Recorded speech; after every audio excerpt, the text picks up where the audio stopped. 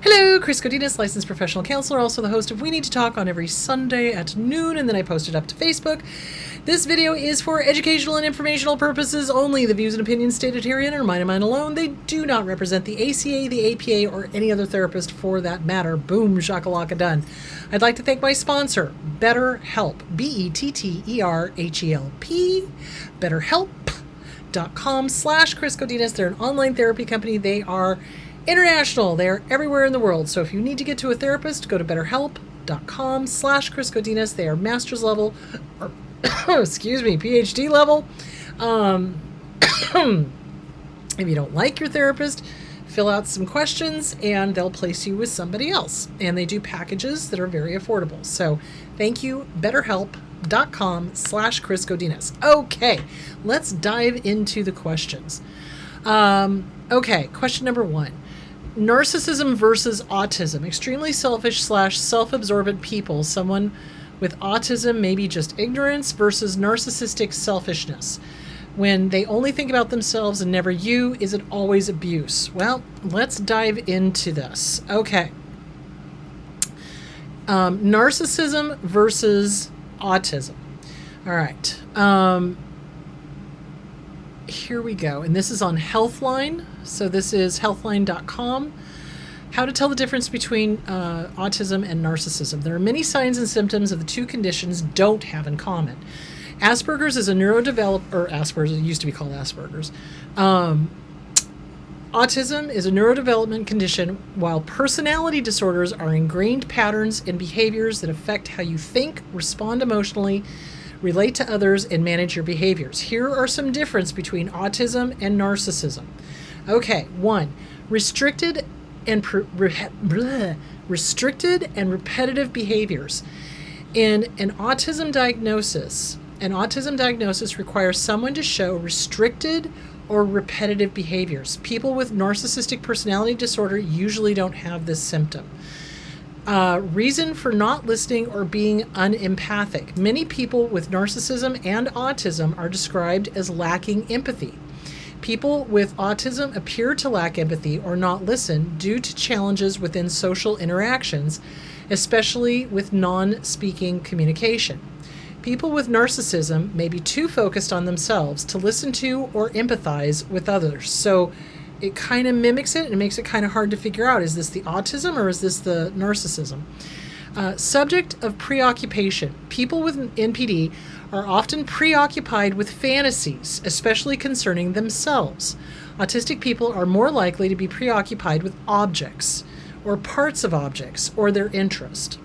Motivation for narcissistic traits. An autistic person could appear arrogant or egocentric to compensate for challenges they have with social interactions. Someone with NPD may appear this way because they are unwilling or unable to empathize. They feel superior to others, or they are taking advantage of situations to fulfill their own needs. Symptoms of narcissism. 9 signs and symptoms of narcissism can include a sense of self-importance and superiority, which often causes exaggeration of qualities and achievements, and unwillingness to recognize or empathize with how others are feeling. Preoccupations with fantasies around success, beauty, love, etc. An abnormal need for admiration, a sense of entitlement, and a belief that special treatment is absolutely deserved. Intentional taking advantage of others, appearing arrogant, haughty, or egocentric, feeling jealous of others, or believing that others are envious of them. Hold on. Symptoms may differ depending on the several factors, including a level of severity or whether the person has other co-occurring conditions like depression, substance use, or another personality disorder. Someone will only receive an NPD diagnosis after a mental health professional can evaluate the long-term pattern of these symptoms. Most clinicians won't diagnose a personality disorder in someone until that person is an adult. All right, symptoms of autism. It can include challenges with non-speaking behaviors like making eye contact or gesturing, showing little or no interest in sharing experiences with others, a lack of social or emotional reciprocity, give and take, an intense preoccupation with certain interests, almost like OCD, objects. They get very lost in objects or parts of objects. Repetition in motor movements, such as finger flapping or whole body movement. A preoccupation with parts of objects. Okay, what's the relationship? Okay, what's the relationship between narcissistic abuse and autism? Narcissistic abuse typically refers to emotional and psychological abuse. This abuse can happen to anyone in a relationship with somebody with NPD. A parent-child relationship, a romantic relationship, or a relationship with any family member or friend. There is no clear-cut connection between narcissistic abuse and autism. However, in 2019, research found that autistic children have a higher chance of experiencing maltreatment. Research from 2015 adds that children with high levels of autistic traits are more likely to be targeted for abuse, sexual, emotional, and physical. So people on the spectrum may be more likely to be victims of narcissistic abuse. All right, can narcissism and autism coexist? Research has been limited, so more data is needed, but according to research from 2023, 68% of autistic people also fulfilled the diagnostic criteria for at least one personality disorder. A review of studies from 2021 noted that 0 to 6.4% of people with autism also had or fit the criteria. While someone can receive both autism and narcissism as a diagnosis, autism is more likely to coexist with other personality disorders such as borderline, obsessive compulsive, or schizotypal, which makes sense if they're not making eye contact, if they're obsessing, if they're, that kind of thing. Research suggests that people with diagnosed personality disorders are more likely to meet the diagnostic criteria for autism. They add that adults with undiagnosed autism may have a higher chance of developing a personality disorder. Bottom line, there's a complex relationship between autism and narcissism, one that researchers are still looking into. Autistic people and those with narcissistic personality disorder face challenges with social communication and relationships. While the motivations for certain behaviors may differ from each condition, outsiders may perceive these behaviors as egocentric, self-absorbed, or unempathic, regardless of whether they're caused by the autism or the narcissism. But they are still two very unique types of conditions, and the motivations are completely different. So the narcissists are doing it intentionally. It's out of ego. With autism, it's because they're neurodivergent. They're not processing things the way somebody with a non-neurodivergent brain would. So it's more likely that autism is co-occurrent with borderline personality disorder. So I hope that answered your question.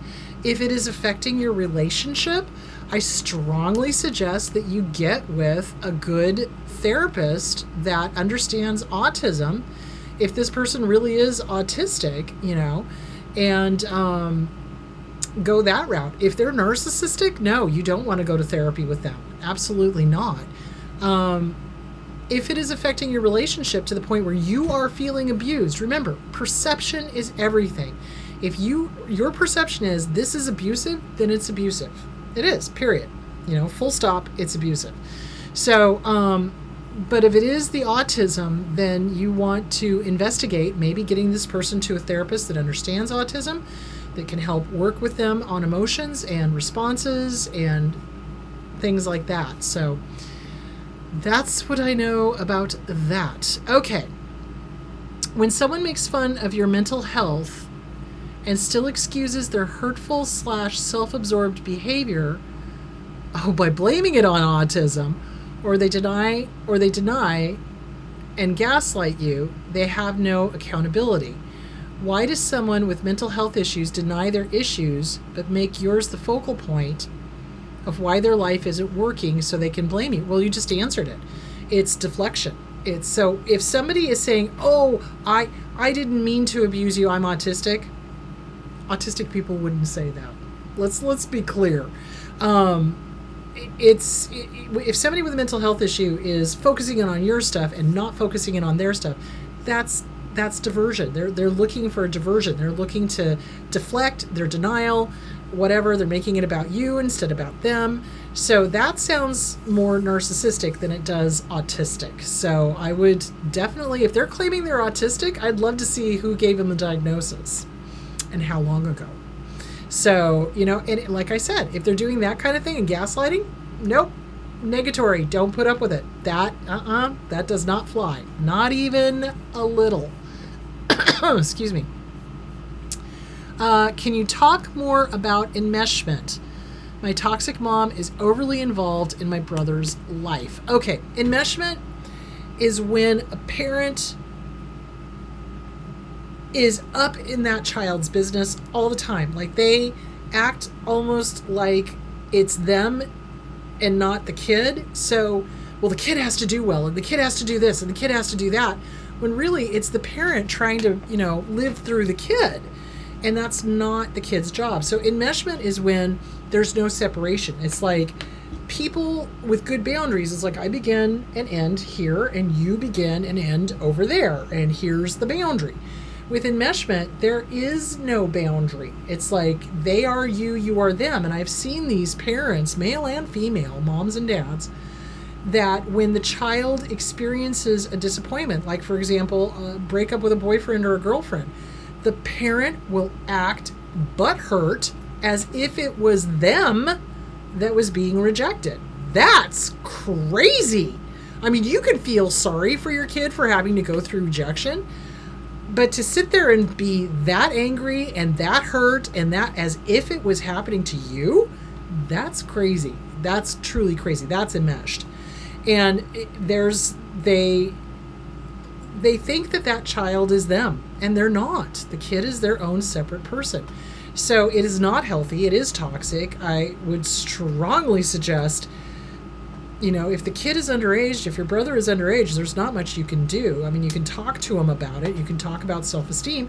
The parent will sabotage that because the parent wants to keep the kid with them because they're getting some payoff out of this. So I would definitely, I would talk to the brother, talk about therapy. Getting away from that parent would probably be a really good idea. So the more disordered a parent is, the more enmeshed they are in their child's life because there's no boundaries. They don't understand where one person begins and ends. So there is that. My spouse is always trying to make me jealous and talks about old girlfriends all of the time and ogles other women in public, even though I told him I don't like it. Okay, this is a narc move. This is a total narc move. Healthy relationships. Is that respectful? No, it is not. So healthy relationships, the partner is not on the lookout for the next target or the next supply. Okay? Narcissists are always on the lookout. They're like predators. They're like, where's the next supply? Where's the next supply? Where's the next supply? Where's the next supply? And always wanting to make you jealous is to make you feel less than. So it's to keep you down, essentially. It's to hurt your self-esteem, and it's to make you doubt yourself and, work harder to keep them. So that's basically what that's all about. My suggestion, leave. It's not going to get better. You've already told them that you don't like it, and they're doing it anyway. So when you tell somebody that you don't like something or you don't appreciate something and they go ahead and do it anyway, that tells me three things. One, they're not listening to you. Two, they're not believing you. And three, they're not respecting you. And if that is the case, get the hell out. When respect is no longer being served, leave the table. 110%. Okay, there is that.